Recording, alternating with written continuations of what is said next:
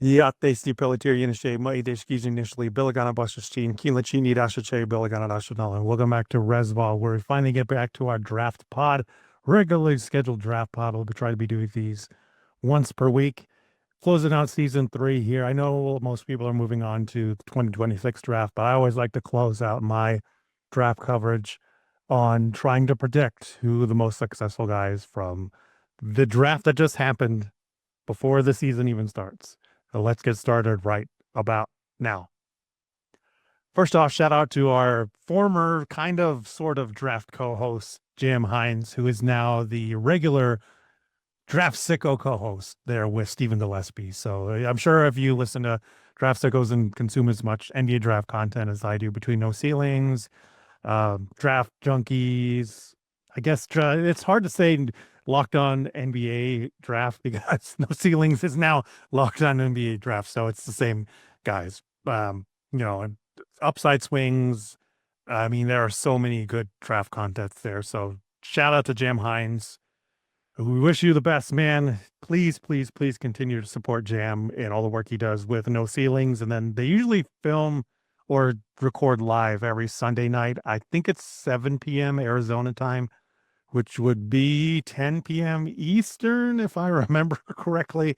But yes, every Sunday evening, look for Jam and Stephen Gillespie to do the Draft Sickos pod live on YouTube, NBA No Ceilings at NBANoceilings.com.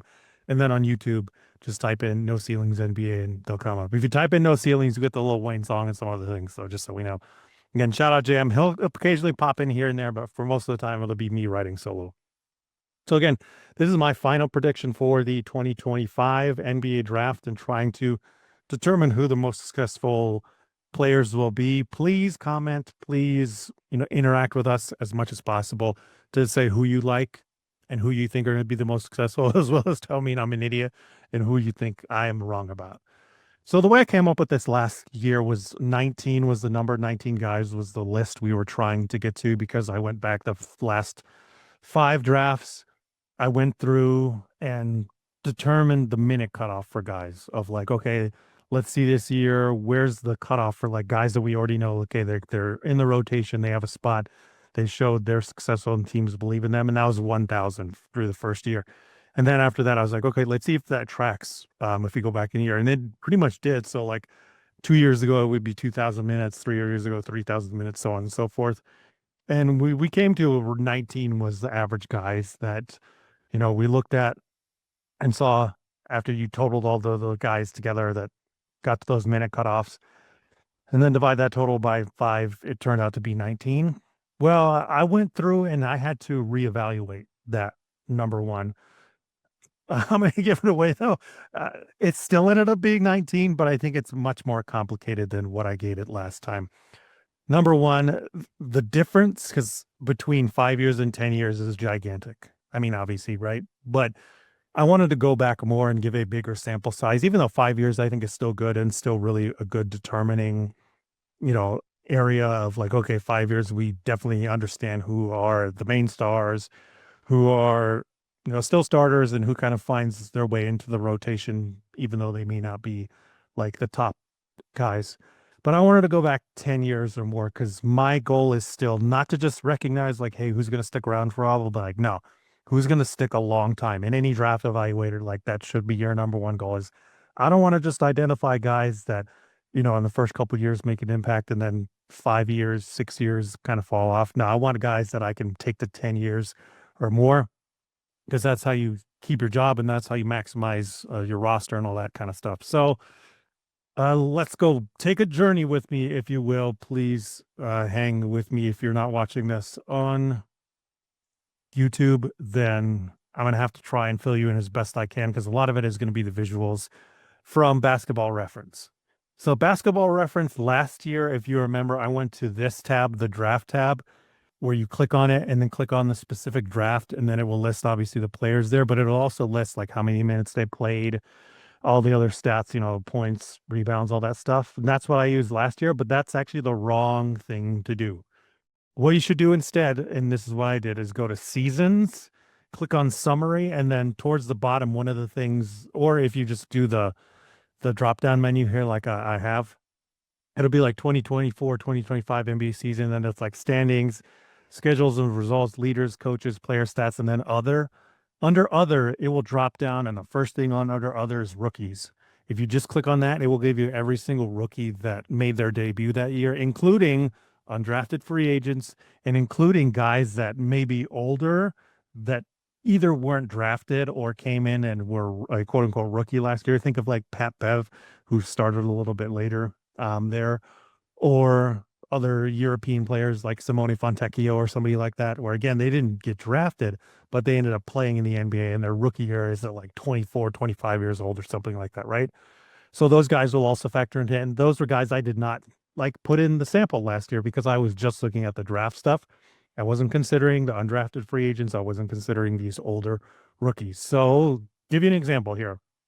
If you click on the 2024 draft, last year's draft, you'll see here again, my minute cutoff for the first year is trying to find guys that have already played 1,000 minutes or more.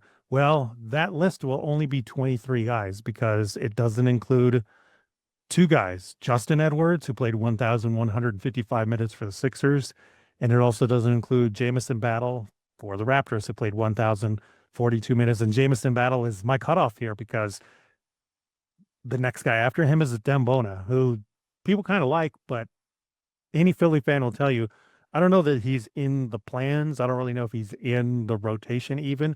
Because the reason he plays is for all the injuries and stuff like that. And then after that, you see again KJ Simpson, Carl Matkovich, Pelle Larsson, Quentin Post, even guys like Pelle Larsson, Quentin Post. You're like, okay, they got time, but it's not like Jamison Battle where it's like every game he was there. He was there for 59 games. Every game he made his appearance. Every game he made his impact. And it's clear already that he's a knockdown three-point shooter as evidenced by his 259 threes. You know, look at that to somebody like Pelle Larsson who took only 95 threes. And even Quentin Post, who's the stretch big, only took 179. So it's like, okay, yeah, we clearly see the difference between the Jamison Battle, who's the last guy who made it over 1,000 minutes. So 25 guys is really what it made in the last year. So 25. And if you remember from last year, excuse me, Jam and I, even though I tried to have a stick to 19, we both ended up being like, you know what, I kind of feel like this class, even though it might not have the gigantic superstar, we both ended up saying about 23, 25 guys overall. And what do you know, so far early turns are right. Just a few ones to give my bat on, because I went and re-listened to our episode last year of trying to predict the 2024 draft in July.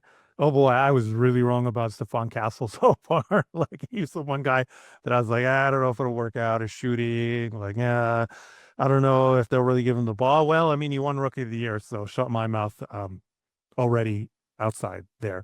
But my wins here are Jalen Wells and Isaiah Collier, both guys I argued for like a lot, saying no, they should get time. I definitely didn't think Jalen Wells would be third in terms of minutes and rookies. I didn't think he would be in contention for Rookie of the Year. I thought he'd be like the Jamison Battle, where it's like at the end of the year, we're like, 1,000 minutes, and he's a clear shooter. Where it's like, no, Jalen Wells is now the starting shooting guard or small forward for the Memphis Grizzlies. You know, big time find there for them, and probably a big reason why Memphis is like, sure, we'll take 5 first-round picks for Desmond Bane because we got Jalen Wells now and some other dudes that we can fill out in terms of depth. And then Collier as well. I know a lot of people kind of roast him and they're like, I don't know about him, but he was still 6th in terms of all rookies with minutes. I mean, he almost beat out Risache, the number 1 overall pick. Risache played 1,843 minutes, whereas Collier only played 1,839. So very, very small. Got different 6-minute difference between the two there as well. And then along the way too, some guys I think that we kind of lost in the shuffle is Cody Williams. He ended up playing 1,060 minutes, which, to be honest, I was very surprised by. I was like, whoa, I didn't think he played over 1,000 minutes. Probably because I haven't watched enough Jazz film, to be perfectly honest, but is still able to get in there. And then Jacoby Walter, too, as well. I think Jam and I kind of like touched on him a little bit, but not really. It was kind of hard knowing what they were going to do. They got oh my gosh, why am I blanking on his name? Oh, Bajin. We're kind of like, are they the same player? But Toronto still found a way to incorporate Jacoby Walter, and same thing with him as I laid out with Jamison Battle, where Jacoby Walter took 186 threes already. So it seems like, okay, this guy, at least we can buy into being a shooter, and 34.9% as a rookie. It's not bad along the way. But I mean, I'm not going to read the list for every single year when we go back, because otherwise that's a long, boring podcast. I'll probably read the number one guy minutes and then the last guy in the minute cutoff and kind of tell you who's behind them just to give you an idea. But for the 2024 in particular, I do want to spend a little bit of time, since we did try last year to say, hey, these are the guys. And every year I'll try and go back into the years that I've done this, or if I have somebody else with me, we've done this, and give immediate reaction of like, hey, remember a year ago, 2 years ago, whatever.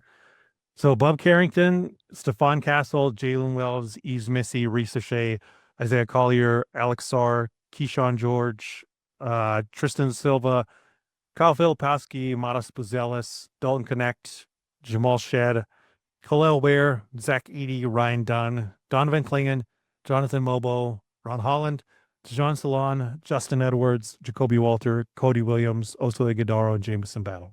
So those are the guys, 25 that went in there. And again, for me, the Stephon Castle one was the biggest whip. And probably overall, in terms of like draft coverage and what I remember, I think Jamal Shed is probably the guy that everybody whiffed on so far because of the shooting. As he ended up in Toronto, where like if you're a small dude, they don't think you're going to play anyway. I know I really didn't talk about Jamal Shed at all, and if you talk about Jamal Shed, let me know, because the only guy I remember like going to bat for Jamal Shed and really talked about him from May all the way until draft was Corey Tulaba over at No Ceilings, banging the table for him like, no, this guy is a really good defender. He's a very good setup man. Like everybody needs this, and he's going to be maybe not Davion Mitchell, but something like that, to where maybe it's like the bench role of that. So shout out to Corey Tulaba as well. Again, I think he was probably the only guy. If you were somebody that argued for him too, let me know, send me your stuff. But again, shout out to Corey Tulaba on the Jamal Shed train, and he's proven right so far. Jamal Shed, 1,467 minutes. I mean, now Toronto's kind of a mess, but man, three guys I just highlighted here, right? Jamal Shed, Jacoby Walter, and Jamison Battle. They've at least found minutes for them there. So, again, the whole purpose of this is trying to go back every single year and determine like how many rookies are successful. The minute cutoff for year one was 1,000 minutes. Go back to the 2023 draft, and the cutoff there would be 2,000 minutes. So the number one guy, believe it or not, from the 2023 draft is Toumani Camara with 4,287 minutes. And the cutoff of 2,000 minutes ends up being Bryce Sensabaugh. Speaking of Corey Tulaba, another guy that he's probably the only guy that argued for it. Corey obviously knows his stuff.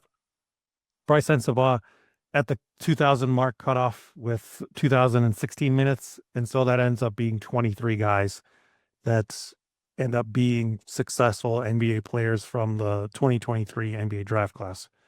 Going back to 2022, oh boy, this is where it really ramps up. So 3,000 minutes would be the cutoff. And that would be Jabari Walker with 3,068. And that would only take it to 21 minutes. But this is the one where I was like, you know what? I personally am going to take it to 2,500, because right after Jabari Walker is Keon Ellis. If you don't know, Keon Ellis is already one of the best perimeter defenders in the league. Like if he hits the open market next year, Sacramento declined his or picked up his restricted free agent last year. So now he's set to become an unrestricted free agent if they don't work out an extension with him. I mean, Keon Ellis is a lights out shooter. And again, one of the best perimeter defenders in the NBA, like 6'6", 180. So I'm like, I can't use the minute cutoff here because he obviously has found his way. And then the guys after him, David Roddy, AJ Green, Jaden Hardy, Jalen Williams, NBA champion Jalen Williams, Jake LaRavia. And then the one that kind of gutted me, because I'm like, I don't want to include him in this list. But after talking it over and realizing like, no, he's going to get a lot of minutes this season, is Mark Williams, who gets the last cutoff at 2,500 minutes with 2,007 minutes. After that, it's Caleb Houston, Nikola Jovic, Scottie Pippen, Blake Wesley, Vince Williams Jr. Even if there's guys I like in there like Jovic and Vince Williams and even Scottie Pippen, I'm like, yeah, but they're not really in secure spots. And like you could see them getting bounced in a year if their teams get completely healthy, or if like they're included in a trade or whatever. So 2,500 was the cutoff for 2022. And at that point, it took it to 28 guys. And again, at the end of that list, Mark Williams, Jake LaRavia, Lynn Williams, Jaden Hardy, AJ Green, David Roddy, Keanu Ellis. It's like, it's hard to see them getting bounced even now, and they've definitely earned their spots and the rotation. Next, we have 2021, and 2021 ends up being the 4,000-minute cutoff. At the top of that list in 2021 was Jalen Green. Believe it or not, I know I diss on him. A lot of people diss on him, but you cannot take away the fact that this man shows up and is consistently healthy. He's played 307 games. In his 4 years in the NBA, has played 10,038 minutes. The only guy from the 2021 class so far to play over 10,000 minutes. And then 4,000-minute cutoff, if we go down to that, is Miles McBride at 25. And again, this one, I was like, okay, I think there are some guys that can make the case, like Trey Mann is right after that. And Trendon Watford, Jeremiah Robinson Earl, who, like, all three of those guys seem to be like they could stick around for a long time.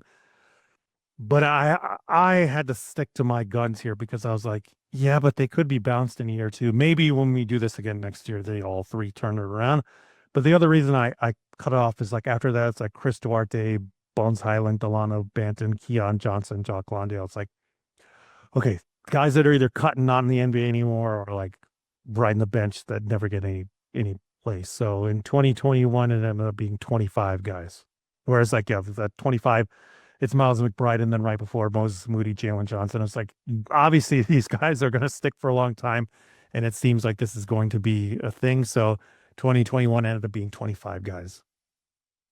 Go back to 2020. This is where we get into the 5,000-minute cutoff. Number one is Ant-Man. Do you remember when there was all that discussion during the 2020 draft? I remember the one thing I always remember is the comment that he'd be like the number 9 pick in the regular draft, which I always thought was absolutely asinine and petty. Like, it never made sense to me is all I'm saying. Dude is yoked up. He had a really good jumper. He played for a terrible Georgia team. He played for Tom Crean, which was my main point. Is like, look at how Tom Green, when he gets a superstar player on his team, Dwayne Wade, Victor Oladipo, like he gets them right, and they end up being really good. And unfortunately for Oladipo, it ended up being, injuries sapped him. But again, it's Anthony Edwards. Love all the success he's had. He's number one in terms of minutes from the 2020 draft with 13,263. And then the 5,000-minute cutoff ended up being Isaiah Joe, 5,436 minutes. And then right below it was like Nick Richards, Jalen Smith, Xavier Tillman Sr. Again, guys where you're like, they're still in the NBA, but you could see in a year or two, like they don't end up making it. Or even this year, like they really get knocked down the depth chart and they don't get as many minutes. So in 2020 here with that cutoff at 5,000 minutes with Isaiah Joe being the end of it, it ended up being 26. And if you're watching this on YouTube, I already know because I've pissed in people, overlapping in this right before Isaiah Joe is Killian Hayes. So maybe swap out one of those guys, Nick Richards, Jalen Smith, Xavier Tillman Sr. for Killian Hayes. Monty Williams are the only reason why Killian Hayes made this 5,000-minute cutoff. This is where it starts to get sticky, is once we get past 2020 and go back into 2019. The cutoff here should be 6,000 minutes if I'm using my regular formula, like every year it's 1,000 minutes, add 1,000 minutes on the more you go back. So in 2019, at the top, we have RJ Barrett. Again, like we got a lot of RJ Barrett hate, and I understand the defense kind of went away, 3-point shot earlier, but you cannot knock this man's availability. 387 games, 5 years in the NBA, or 6 years in the NBA, excuse me, and 12,814 minutes for our guy RJ Barrett, number one out of this 2019 class. And again, if it should be 6,000 minutes is where the cutoff is, which would make it 26, and that's Jackson Hayes with 6,022. But I mean, look at this list after him. We got Amir Coffey, Talen Horton-Tucker, Cam Reddish, Gabe Vincent, Cody Martin, Darius Baisley, Dean Wade, Garrison Matthews, John Concar, Gogo Batadze, Kendrick Nunn, Jalen McDaniels, Javonte Green, Ty Jerome, O'Shea Brissett, Jordan McLaughlin, Nasir Little, Terrence Davis, Jalen Noel, Juan Toscano Anderson, Eric Paschal, Isaiah Roby, Ball. If you're wondering why in the world are you reading off these random names, a lot of these dudes aren't going to be sticking around. If you notice some of those names there, they're like Amir Coffey. I know he just barely caught on to the Bucks, but he's clearly turning his career around. He had a great year with the Clippers last year. And I feel pretty confident that he's going to at least be a great rotation piece for the Bucks at 6'7" with the way he can shoot the ball. Taylor Horton Tucker, the man who just will not die and will not go away with that size and just versatility. You can see him sticking around a la somebody like Garrett Temple or whatever for a very long time just because of all the things he can do. And he's a good teammate, a good dude. Gabe Vincent seemed like he was dying in LA, but still found his way back into the rotation. Dean Wade, the guys that really throw a monkey wrench in all this is Dean Wade, Goga, Ty Jerome, and Jordan McLaughlin, and even Jalen Noel, who I honestly thought was out of the league, and then I saw him resign and resurface elsewhere. I think he's in Minnesota now. And it's like, oh, wow, they're actually playing him. And there's a bunch of preview episodes I've heard from like Zach Lowe and I think it was Real GM Radio where they're like, oh yeah, he's in the rotation. I think he'll be fine. It's like, what? Are you kidding me? So this is where it starts to get sticky is 6 years back because you can start to see there's guys in here that you're like, I have to include Ty Jerome. He just signed a gigantic deal with Memphis, and so many people in their offseason previews were like, oh, I hope we sign Ty Jerome. You know, I know he didn't work on Cleveland Blue. And Goga is like fully entrenched there in the center rotation in Orlando. I mean, he's been their best center the last 2 years, so I can't throw him out. Dean Wade, an absolutely integral piece to the Cleveland Cavaliers, who is under the 6,000 minute mark, just because his first like 2 or 3 years in the league, he was just kind of like 1 or 5 minutes every now and then. And then it hasn't been until the last 3 seasons where he's really, caught on and got in there. And then Amir Coffey, Garrison Matthews kind of fall in that same mold of like, you can see they're turning their careers around. And it's like, should I throw them out of this? I don't know, man. I mean, and then we have Bol and Jordan McLaughlin in there who like, you can still see them resurge. Bol, everybody continues to give him a shot. And I've seen him in person, personally seen in-game experience with him this last season in Phoenix. I'm down here in Arizona. And every time I'm like, man, he really makes an impact. He's one of those guys that when you watch him live, you're like, oh, I can see how like the bench unit has to sag on him to account for his shooting. He's active. He's not afraid of physicality. He's like in the right spots. And it's like, oh, you understand why people keep giving me these shots and stuff. And Jordan McLaughlin, again, another guy who everybody, it seems like, is happy to sign him at the end of the bench to be their third or fourth point guard because he just knows what to do. And he can do just a bit of everything. Very good passer, solid shooter, can drive some in there, even though he is like my size, 5'10", 5'11". So again, the minute, if I'm just thinking of the strict minute cutoff, it was 26 guys. But again, you'll hear from me a little bit more as we go along here that this is where it gets sticky, and at the end of it, why I came up with the number that I did. So let's go back to 2020 or 2018. This is where I'm getting messed up because I'm outside of the 2020s again. So 2018, again, another guy that people like to diss on a lot, and Mikal Bridges is number one overall. It's a running theme here. You might diss on these dudes, but guess what? They're available, and Iron Man like Mikal Bridges. 556 games in 7 years for Mikal Bridges and 18,514 minutes. So 7,000 minutes should be the cutoff here.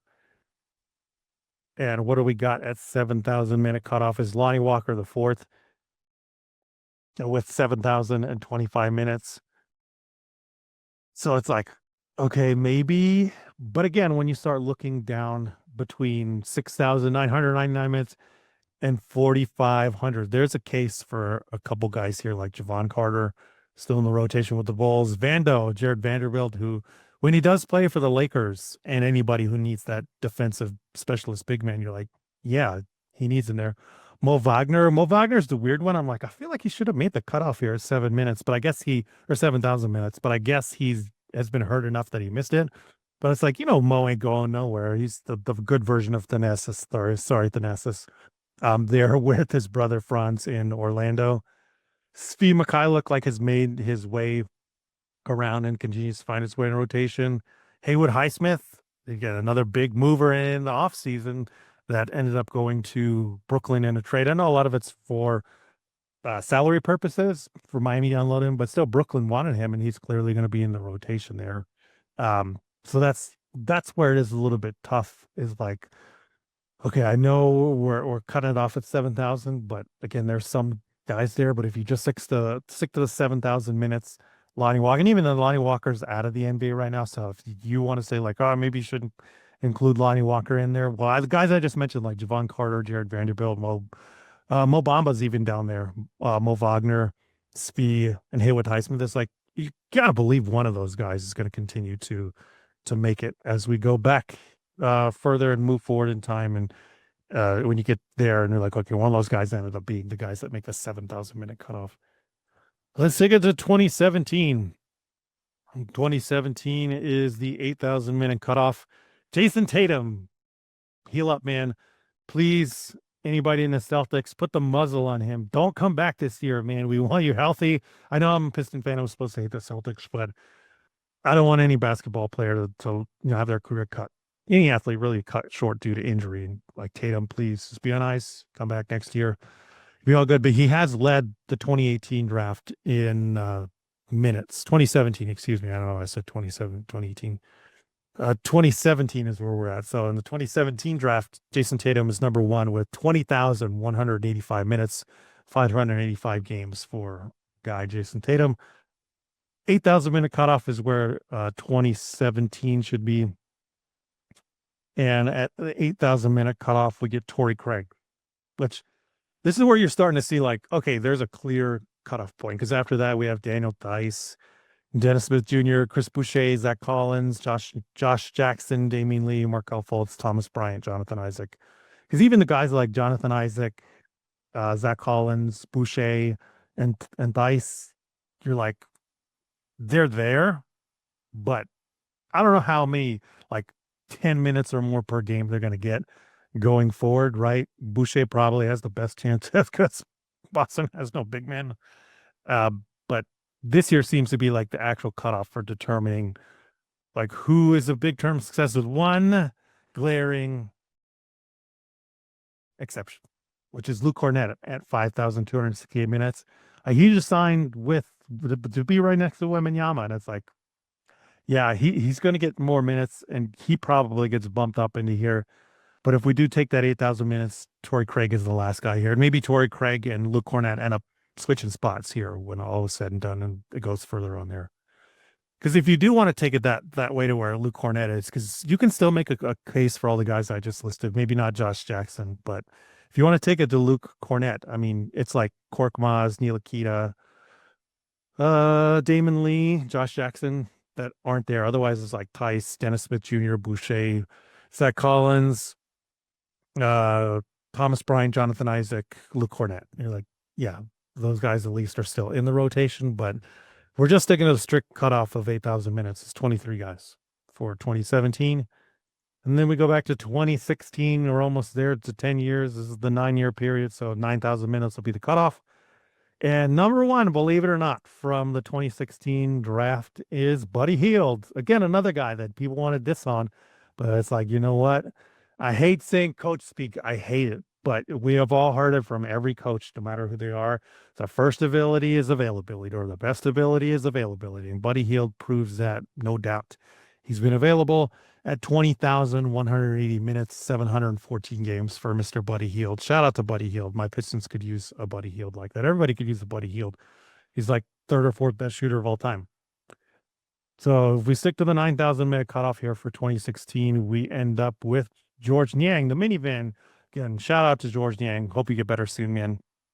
I like Niang. I think he's a good rotation piece, good fighter. Always wanted him on the Pistons, but it hasn't worked out.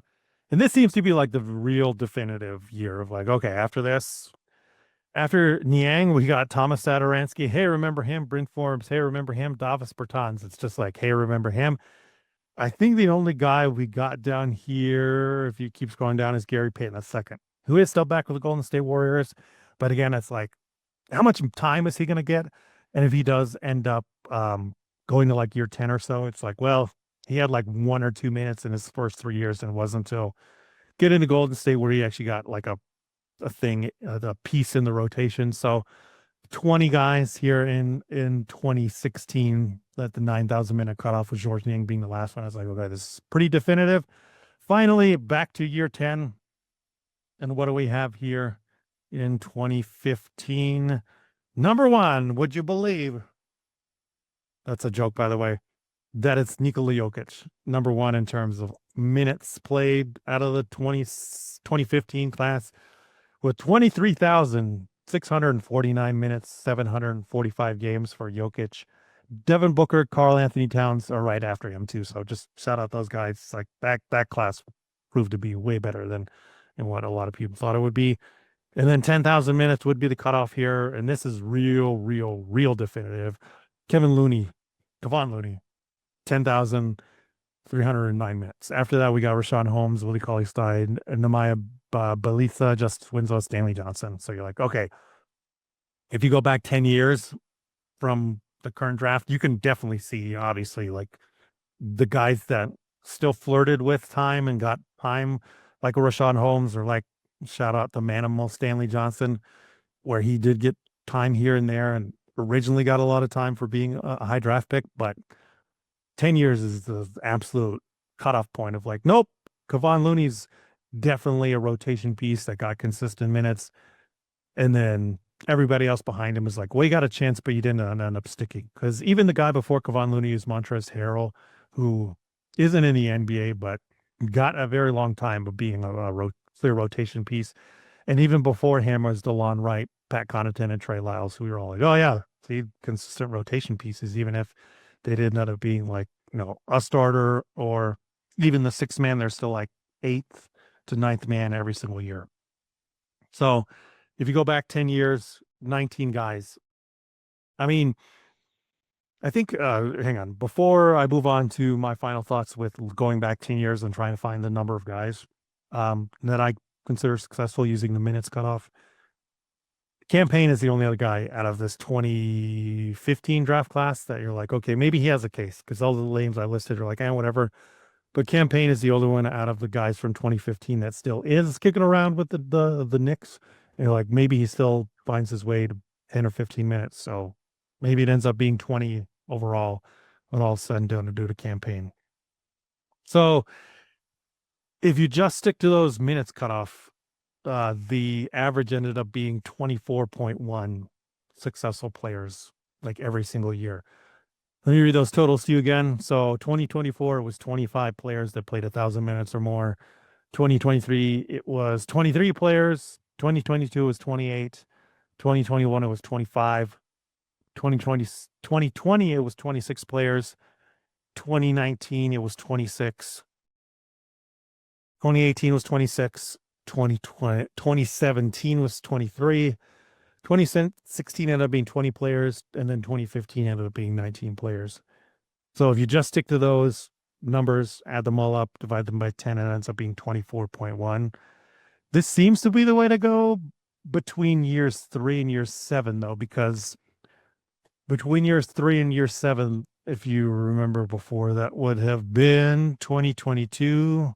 See, 3, 4, 5, 6, 7. It was between 28 and 26 guys. So it's like, yeah, that seems to be 24 and a half. Like it accounts for that high third year to fifth year where there's still a bunch of dudes in contention for like, yeah, they're still in the rotation kicking around.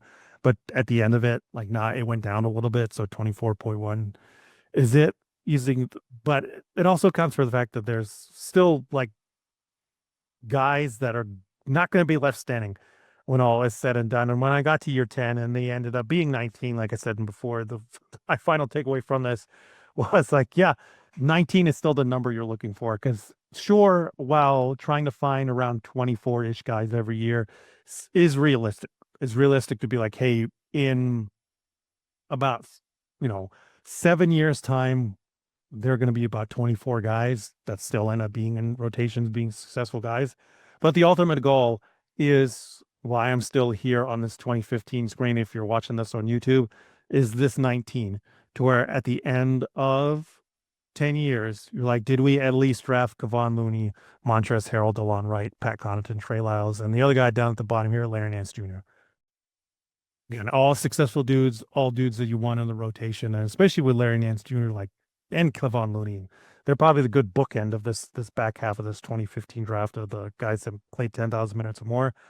Again, guys that I would want on my Pistons is Kevon Looney, great class eater, contributed to multiple title teams with Golden State. Larry Nance Jr., great shooter, great athlete, good defender, has always played a really solid role. I feel like he's just been so uncelebrated, and not enough people have given love to our Larry Nance Jr. So if you don't draft Nikola Jokic, Devin Booker, Karl Anthony Towns at the top, you got a lower pick.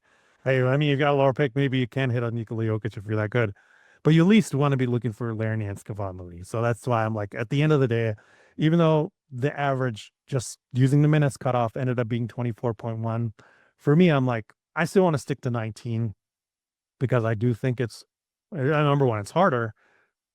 Because when I got into it and tried to parse it down to 19, I was like, oof, I really have to cut some guys that I do like, but take into account a bunch of different things like team context. Kevon Looney here, right? Kevon Looney drafted into the exact specific team context that he needed, where they just really need somebody who can eat glass and, give them defensive minutes where he can switch and do it well enough to maintain their success off the bench. If anybody else drafts him, I don't know that Kevon Looney is going to really be given that role and find that success they did with Golden State. Or you want them to be super versatile, like Jam's word, fit proof. Larry Nance Jr. is fit proof. Originally came in as like a small forward, power forward. As the NBA went to small ball stuff, they're like, oh, we can play you power forward and center because of your bounce, because of your big man instincts and stuff like that. So yeah, I still want to get it down to that level of like, okay, even though I have it at 24 and that's what my numbers say, I still want to try and identify after 10 years, how are we going to still find these guys here? Are they versatile like Larry Nance to where, 10 years down the line, even if they lose a little bit of athleticism, it matters less because of how many different things and positions they can guard and play? Or are they like Kevon Looney, where it's like, okay, they're just drafted into the right spot and you can see them fitting into that role at the right price point, and the team being like, we never want to move off this guy like Kevon Looney did for 10 years with the Warriors. After all that, let's get into the 19 after I clear my throat here. I'm dying. All right. So I present to you my list of 19 guys from the draft that I think are going to be the most successful out of the guys drafted in the 2025 NBA draft class. I mean, the first few are just like, no duh, right? Cooper Flag, Dylan Harper, VJ Edgecombe, Conkinipple, Trey Johnson. It's like, yeah. I mean, Coop speaks for himself, right? Even if he doesn't end up being the world beater at the very minimum, like I've said before, it seems like Jaren Jackson Jr., that type of guy, where in the defensive player of the year conversation all the time. A leader in shot blocks or steals, or maybe both, right? Like, he's such a great defender and so versatile. He could guard pretty much 3 through the 5, depending on the 5.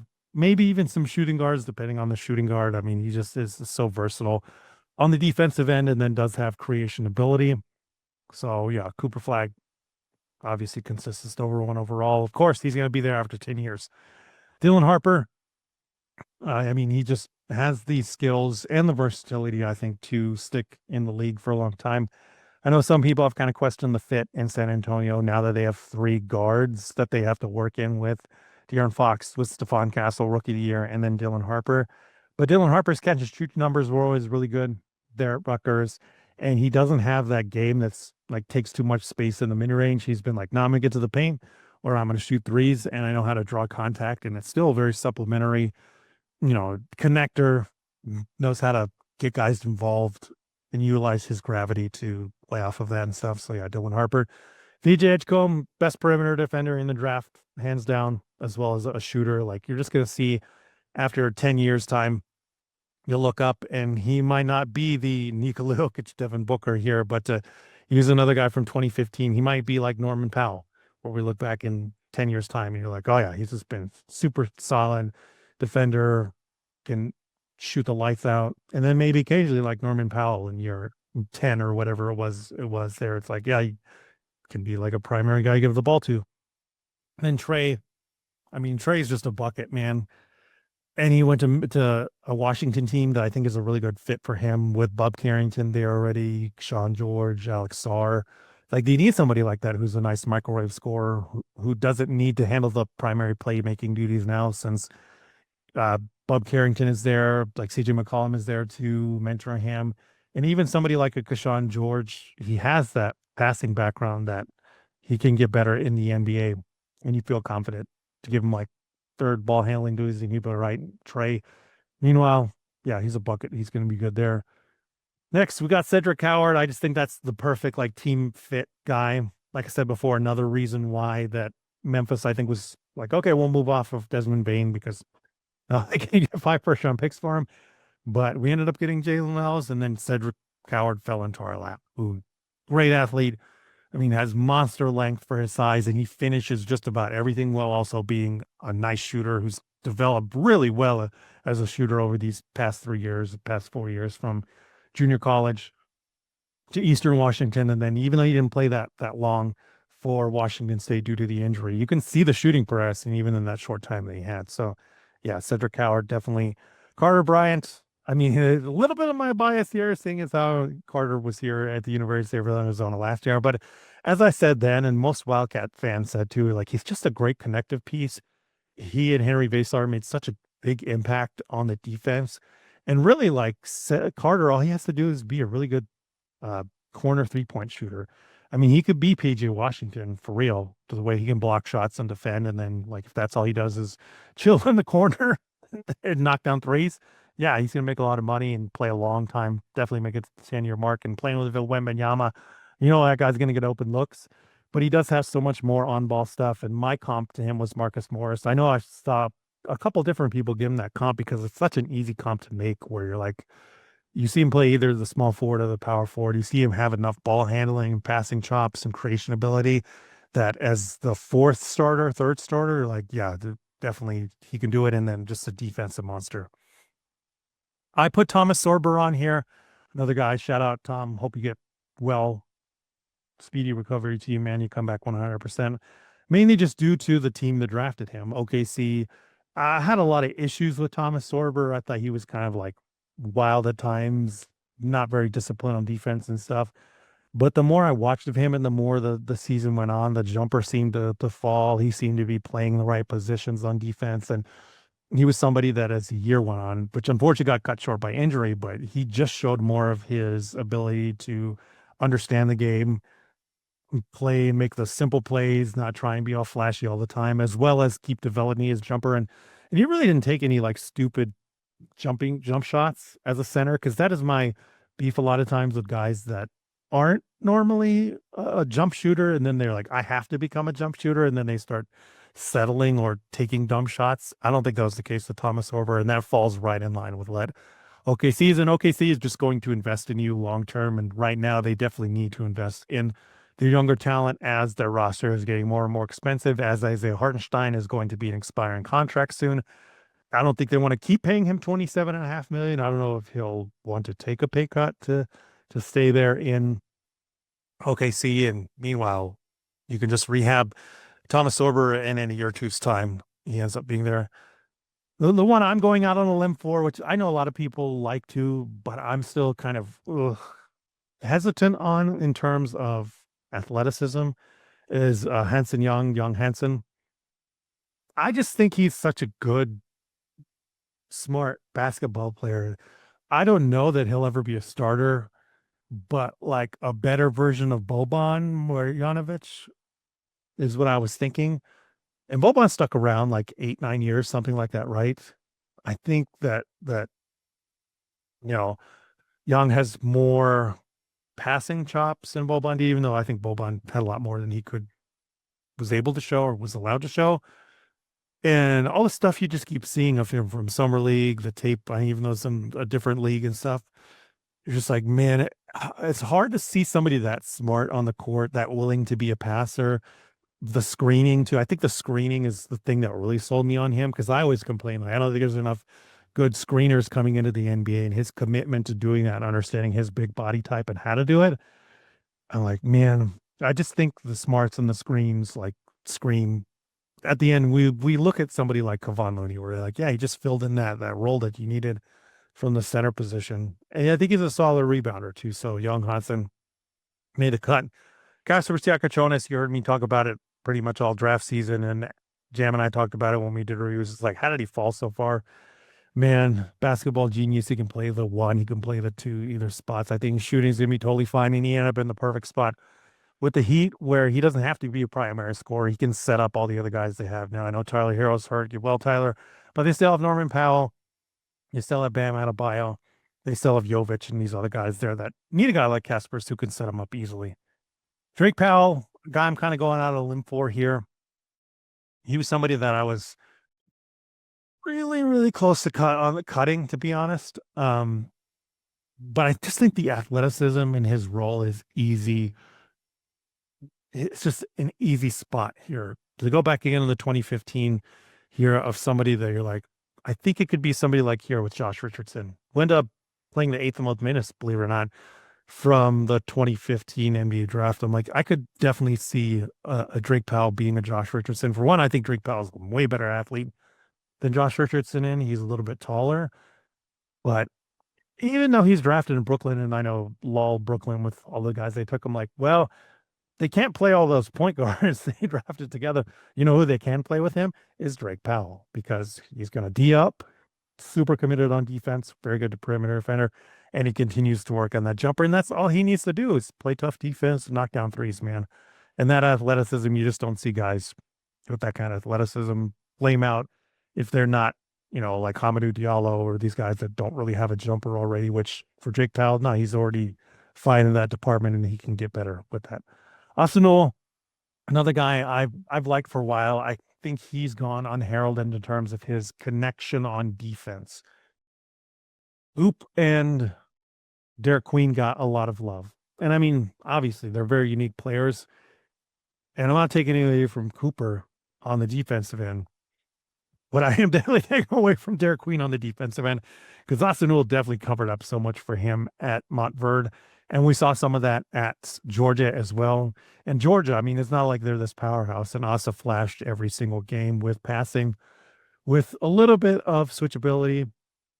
And another guy that continues to work on the jumper, who I think he has a super underrated jumper that eventually will be a capable shot. I don't know if he's going to be, firing away from three, but think of somebody like Domantas Sabonis, where you look at him now and you see the numbers are great, but you're like, he doesn't take them that often, but he knows when to take them and he's known how to take them, that he knocks down the ones that he takes. I think that's going to be like an Asanul, who he's not Domantas Sabonis. I'm not saying that. He's more of a rim runner with the ability to stretch the floor occasionally. So it's like, yeah, absolutely. Give me that guy. Nick Clifford. I mean, just look at his stat line. He's one of the few guys that got a ton of rebounds. I think it was over 8 rebounds, over 4 assists, and over like 18 points per game, something like that, while shooting a good percentage from three, the best he's ever shot in his 5-year NCAA career, while playing some point. He's probably going to be more of a shooting guard, small forward, but I think he can guard some point guards. He can definitely guard both wing spots. And I mean, he rebounds better than a lot of centers do too.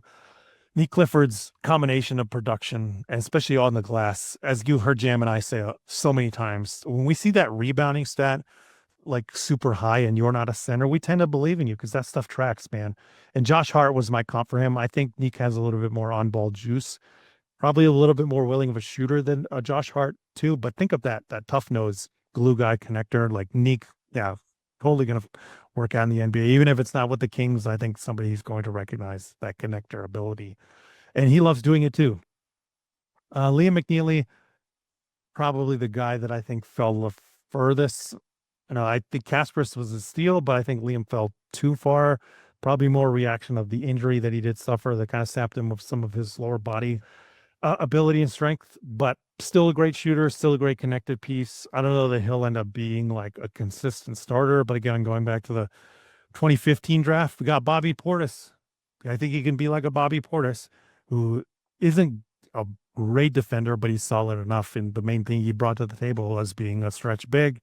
And I think Liam will continue to be a knockdown 3-point shooter. I know what the percentages say for him last year, but I think a lot of it was due to being the number one guy a lot of times when that's not going to be his role in the NBA. Number one for a UConn team that just came off back-to-back titles. So that's a different animal. You're being gunned for and game planned for in a completely different manner. And then coming in as a freshman doing that while being injured, it's like, yeah, he went through a lot. And I still believe a lot in Liam McNeely being a nice connector in the NBA. Rasheer Fleming. Oh my gosh, Rasheer Fleming. I love Rasheer Fleming. I mean, great shooter, worked himself into being one of the best shooters from the forward spot last year. Monster on the defense, steals and blocks, animal. Think of somebody like a Jaden McDaniels, maybe a little bit more in an off-ball big man kind of role and like a weak side shot blocker. But in terms of that level of impact, while also looking at the raw counting stats and be like, that's not that great. But then you turn on the tape and you're like, oh, he just kind of like makes the defense work. He's the mortar that holds all the bricks together in there. I love Rasheer Fleming. So, and then in Phoenix, they absolutely need him there. They don't really have a power forward. Wouldn't be surprised if he comes in right away and makes a big impact. I love Rasheer Fleming. This is where my bias comes in a little bit, but I think I would have picked Chaz Lanier no matter the team he went to. But specifically for the Pistons, they're in a shooting deficit right now. Really, it's Duncan Robinson and then question marks in terms of who's going to be the consistent three-point shooting threat from there. Caris LeVert's never been a consistent three-point threat. Jaden Ivey, well, I do like his three-point shots, and if you listen to Annie and I's last episode, I do think it's better than people give it credit for. He's not the three-point shooter. Then Cade has been pretty average. Tobias doesn't take a lot. It's like Chaz Lanier, shooter second to none. I think he was the best shooter, three-point shooter, jump shooter in last year's draft class. Because not only will he put him up, but he'll knock them down at a good percentage. So I think Chaz Lanier, even if it doesn't catch on with the Pistons too, I want to add that. I mean, his shooting ability is second to none. I feel like that guy normally sticks after 10 years. Another guy I stick my neck out for is Elijah Martin. I just think he's such a tough-nosed defender. Another guy that like the rebound numbers are ridiculous for being a guard, the point guard size, and then his ability to get better as a three-point shooter. He could be somebody like Davion Mitchell in a few years' time, where you're like, I don't know if it works out, and then he catches on the right team, and the defense and the toughness and the connection stuff all show. And then another guy I'm really going out on about a limb for is Bogoslav Markovic, somebody I didn't get to make a video on or give a draft profile on, so I'll give a little bit more here. Mega is the team that he came from. This is the team of Nikola Jokic. This is the team of Nikola Jovic. This is the team of Durasic. Just go back and look at all the guys that have come through Mega. Like, they turn out NBA talent. When there's a draft prospect from Mega, chances are they're going to be a good NBA player. And I think Bogoslav Markovic was better than a lot of these guys. Like Jovic, I like Jovic, but at the end of the process, I was like, man, his defense ain't it. He's just going to have to live as being a really good shooter, even though he's a pretty good passer. Whereas Bogoslav Markovic, by the end, you're like, oh, man, he continues to flash the way better rebounding and shot blocking. Like, he's getting out there and consistently getting blocked shots. So falls into a great situation in Milwaukee. I don't know if they'll play him right away due to having Tyler Smith kind of already there in that same spot, but I just think Bogoslav Markovic went completely uncelebrated. All he's got to do is shoot and block shots and rebound, man. Great spot. And I mean, a guy at Milwaukee that they invested in a few years ago as an undrafted free agent was Sandro Mamukelashvili. While he didn't work out there, his time in Milwaukee led him to where he is currently, which I believe was with the Raptors. And the last 2 years, Sandro was with the Spurs, where he got his shot, because in Milwaukee, he clearly showed, like, I can stretch the floor and be a shooting big that a lot of people need and want, while have a little bit more passing and on-ball juice. I think Bogoslav Markovic could do that exact same thing. And then last but not least, oh my gosh, why did Tyrese Proctor fall so far? I don't get it, man. Again, a guy that second to none in terms of assist to turnover ratio, and then really good shooter. I mean, he went to Cleveland. They lost Ty Jerome. They draft Tyrese Proctor. I'm like, wow, they pretty much got the same guy. I could see Tyrese Proctor pretty much turning into Ty Jerome like that, where people are like, look at how small he is, blah, blah, blah. Like, yeah, but he never turns the ball over and he shoots the lights out. Sure, he might be a defensive liability, but I think he's just so smart and just such a consistent shooter that At the end of the process, he'll be the 19th guy from this 2025 NBA draft class that is there after 10 years. So the 19 guys I identified, go over the list again: Cooper Flagg, Dylan Harper, VJ Edgecombe, Con Kniffel, Trey, Cedric Coward, Carter Bryant, Thomas Sorber, Young Hansen, Casper Jakachonis, Drake Powell, Asa Newell, Nick Clifford, Liam McNeely, Rasheer Fleming, Chaz Lanier, Elijah Martin, Bogo Markovich, and then Tyrese Proctor. So those are the 19. After that, though, I do want to highlight some undrafted free agent picks who I think like have a real shot at working. And this accounts for like the 24.1 and figuring out like, okay, between years 3 and 7, there's going to be still some guys kicking around in rotations. So I wanted to talk about that a little bit here. So for the undrafted picks, Nate Santos is my guy, man. If you remember hearing me all the way back to this time last year, Nate Santos was one of the first guys I argued for on the Resball Super Sleeper team because really good rebounder, really good shooter, and that's all he really needed to do. And he ended up in Orlando. So Nate Santos is in Orlando where they need shooters, my goodness. And Orlando is trying a bold strategy of really only getting shooters through the undrafted free agent mark. So go look at their undrafted free agent signings and you'll see what I mean. And the other guy is Hunter Salas, another guy that I'm like, I don't know why people didn't draft him. And maybe another cautionary tale, like leave a little bit earlier. I don't get it. Hunter Salas is a bucket. They need scoring in Philadelphia. If everything falls apart again in Philadelphia, give Hunter Salas time because he knows how to score that basketball. And of course, always check the Miami Heat for undrafted free agents, right? Their track record speaks for itself. It's probably Vladislav Golston. Go blue. Shout out Vlad. But keep an eye on Steven Settle III, who's like 6'10", 180-ish, but a really good shooter. The size might come back to bite him because at 6'10", you want him to be a power forward, but he plays more like a small forward shooting guard with his shot diet of maybe being a three-point shooter. That could also work in his favor. I mean, Steven Settle could be like a Duncan Robinson replacement. I don't know that he does as much off-ball movement as Duncan and stuff, but same type of skinny, tall shooter that the main thing is, dude, you just can't block a shot because of how tall he is. Give a pause here because I did want to go through and give you the Lakers. I hate giving the Lakers any kind of love, but you know what I mean? It's a good class, man. Sneaky, that's the one that I was like, I don't know who to really pick from this. They got Ty Johnson from UC Davis. They got RJ Davis from North Carolina. They got Julian Reese from Maryland. They got Ethan Taylor from Air Force. And then Augustus Marciulionis, son of an NBA legend, son of a basketball legend, really. And then they got Arthur Kaluma, another guy who a lot of people thought could have been second round and the second round. And then the big one to me is Eric Dixon, who was the NCAA leader in scoring last year. I think could be like a George Niang type. Eric Dixon, 6'8" 3/4, 259 pounds. I mean, he really, really, really became a great volume scorer, but I also think Eric Dixon also became a really good volume 3-point shooter. So this Laker class, Ty Johnson's probably the worst, quote unquote, out of this. And even then, he's a very productive player for UC Davis.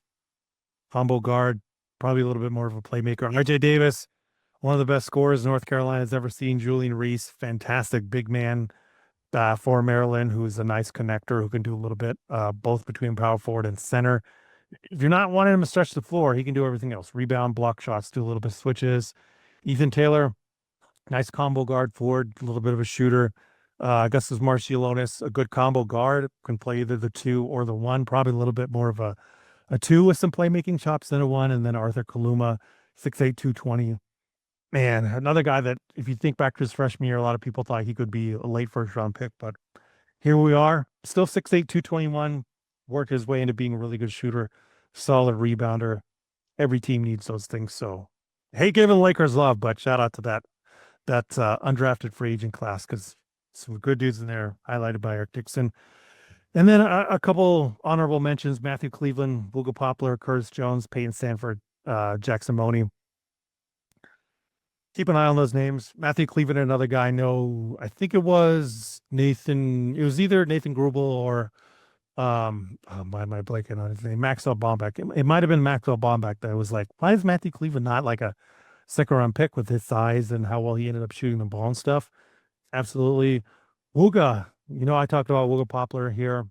Love his basketball journey. He ended up with the Bulls. Keep an eye out for him. Curtis Jones ended up being with the Nuggets. They need a shooter like that, where Curtis Jones' profile is very similar to an Isaiah Joe, and Denver could use a guy like that, even though Curtis Jones is pretty small, like 6'2", 6'1", and 170-ish. Peyton Sanford, another guy is a knockdown three-point shooter. Jackson Money, another guy is a knockdown three-point shooter.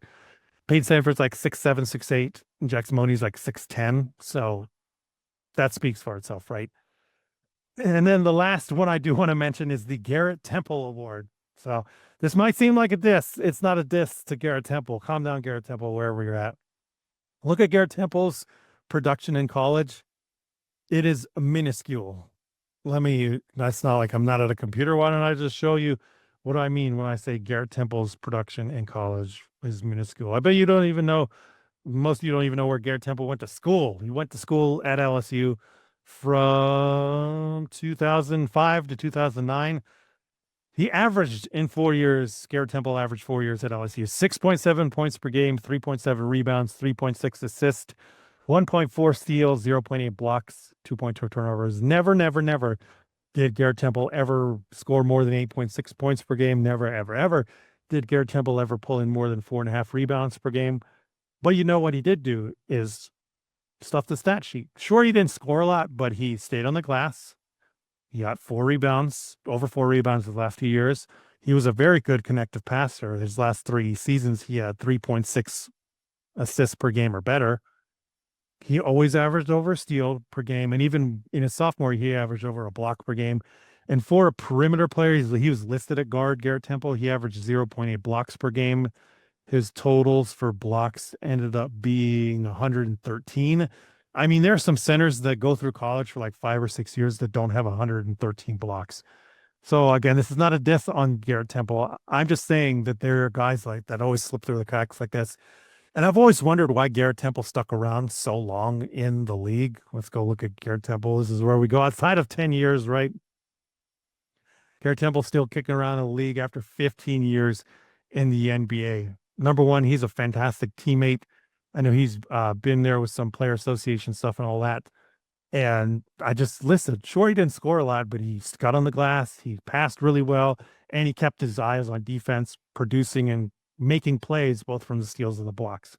So is there a guy like that out of this undrafted free agent class where you might look at the stats and like Garrett Temple, you're like, this is not eye-popping. Nothing here stands out. But then when you take a deeper dive into it like that, you're like, you know what? He kind of does everything.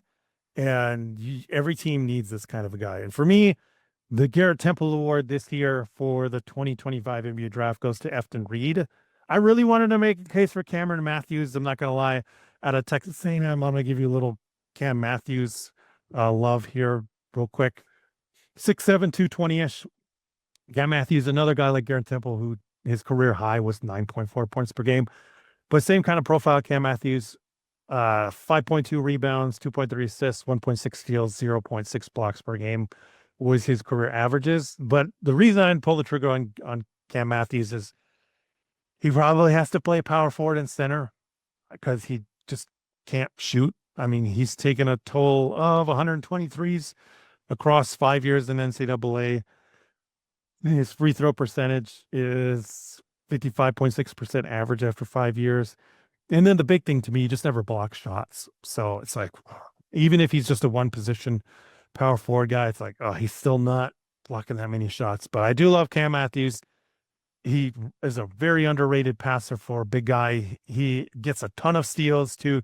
That shouldn't go unheralded. I'm saying keep an eye out for Cam Matthews, but really when it came down to like, who would I look at and dive into with the Garrett Temple? It ended up being Efton Reed, who, if you remember about 4 years ago, after his one season at LSU as a freshman, people were like, oh, look, super athletic, has some nice traits, being able to move around. Efton Reed ended up kicking around between 3 teams, 4 years in the NCAA, started at LSU, went to Gonzaga first season, and then ended his career at Wake Forest. In his 2 seasons at Wake Forest, though, 9.2 points per game, for Efton Reed, 7.2 rebounds, 1.3 assists, 0.6 steals, and then 1.1 blocks per game. And the difference between a Cam Matthews and the Efton Reed is, in watching the tape, like Cam Matthews is clearly getting action and involvement on offense, whereas Efton Reed is like, no, I'm committing to be the center who's going to eat glass while also being able to switch a little bit, which I think Efton Reed is totally fine. I feel like he's somebody that I don't think he's going to get cooked that often, except by the very top level athletes. When left on an island to switch, and he consistently got better at protecting the rim and blocking shots and making sure like he is the foundation of that defense. And from a big man, those are the things you want 100% first is like, do you commit to being a big man, being the center?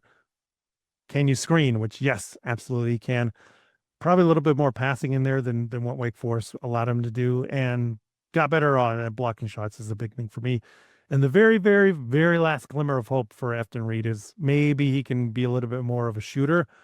The last 2 seasons at Wake Forest, free throw percentage as a junior was 84.2% for Efton Reed, and then as a senior was 71.9%. And he did take threes. I mean, the three-point percentage isn't great these last 2 years at Wake Forest. It was 27.5%, but he took 69 shots from three, and you could see when you watch the tape, like, okay, he's trying to extend his range, not just for his own benefit, but like so the teams have to defend him differently. Over 200 rebounds the last 2 years, over 30 assists, over 10 steals, over 30 blocks, or 30 or more blocks these last 2 years.